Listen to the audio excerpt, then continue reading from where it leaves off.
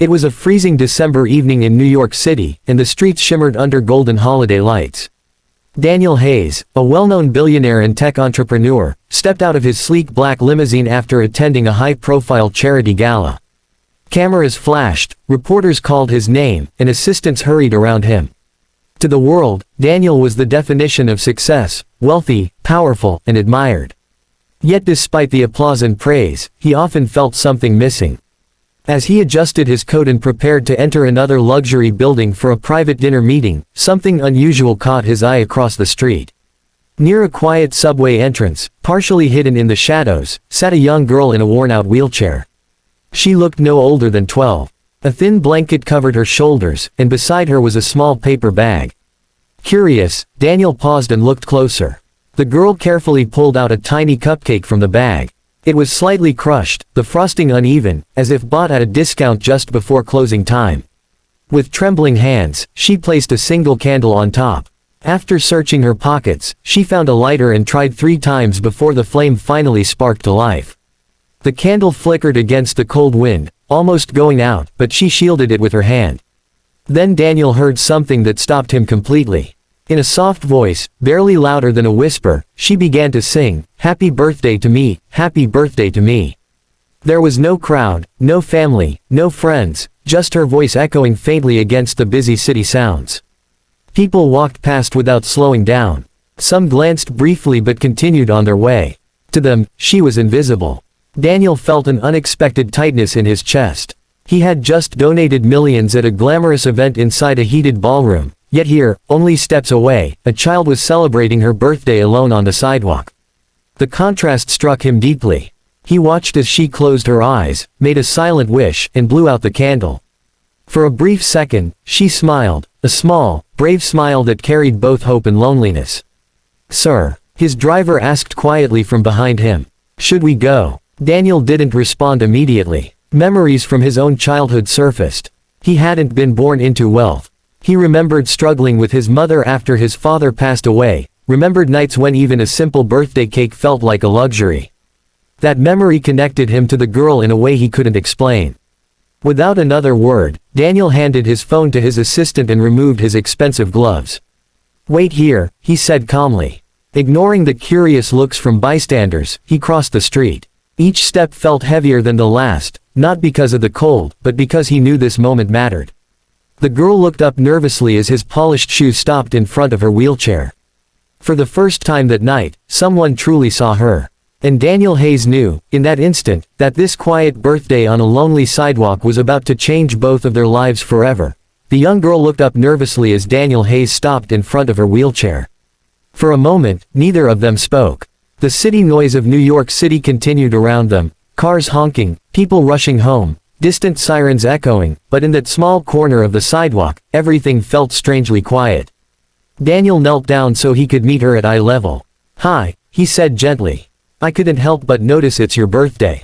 The girl hesitated, then gave a small nod.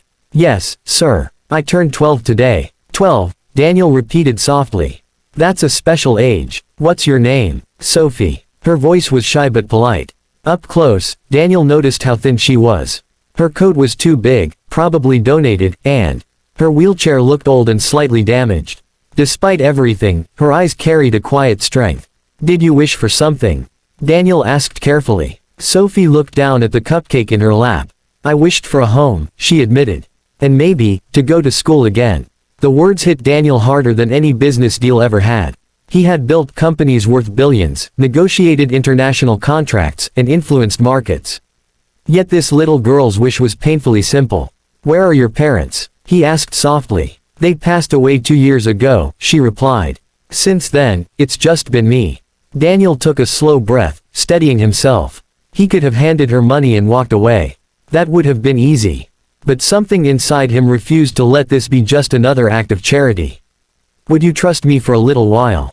he asked. Sophie looked uncertain but nodded. Daniel stood and signaled his driver. Within minutes, his security team arrived, not with flashing drama, but with quiet efficiency. A warm blanket was wrapped around Sophie's shoulders. Daniel personally helped adjust her wheelchair and asked his assistant to cancel his dinner meeting. Instead, they went to a nearby family restaurant.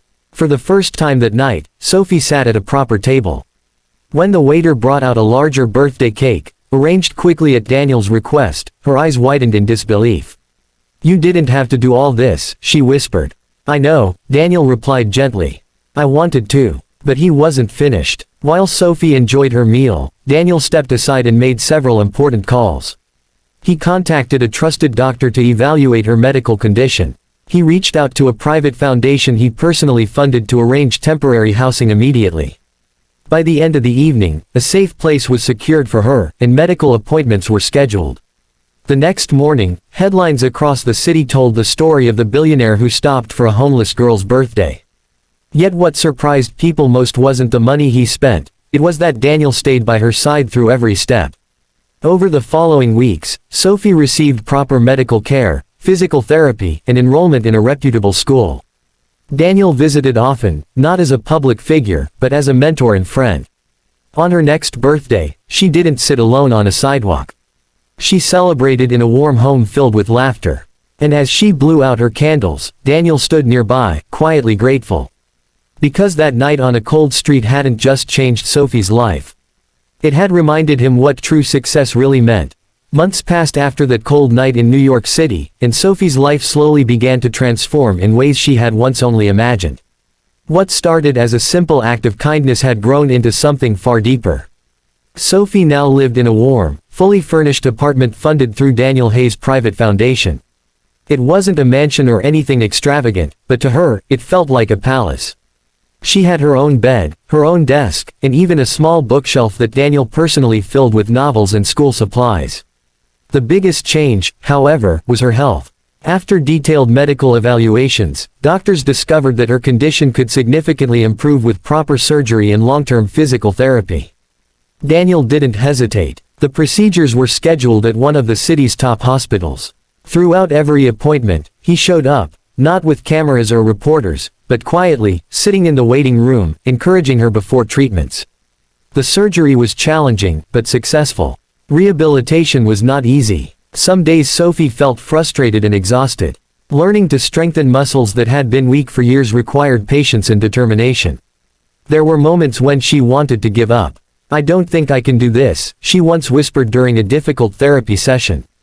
Daniel knelt beside her, the same way he had on the sidewalk months ago. "You survived things most people couldn't," he told her gently. "You're stronger than you think." Those words stayed with her. Slowly, step by step, Sophie improved. She began standing for short periods with assistance. Then she managed a few careful steps using support bars. Each small victory felt enormous. Her confidence grew along with her strength. At school, Sophie initially struggled to adjust. She worried other students would see her as different. But she quickly discovered that kindness often invites kindness. Classmates were curious at first, then welcoming. Her intelligence and creativity stood out. She especially loved art and writing, often staying after class to finish projects. One afternoon, she handed Daniel a drawing she had made. It showed a cold street corner under city lights. A small girl sat with a cupcake, and across from her stood a tall man reaching out his hand. "You saved me," she said softly. Daniel looked at the picture for a long moment. "No," he replied. "You reminded me." The story of that night continued to inspire others. Donations to Daniel's foundation increased dramatically after people learned about Sophie, not because he promoted it, but because others wanted to help children like her. Soon, new programs were launched to support homeless and disabled youth across the city. Sophie became the quiet symbol of hope behind those initiatives. 1 year after they first met, her 13th birthday arrived. This time, it was celebrated in a community center filled with children whose lives were also being supported. Sophie stood with light assistance and addressed the room. "A year ago, I had one candle," she said bravely. "Today, I have more than I ever wished for." Daniel watched from the back, pride filling his heart. He had built companies that changed industries. But helping one little girl had changed him. And in the end, that was the greatest success of all.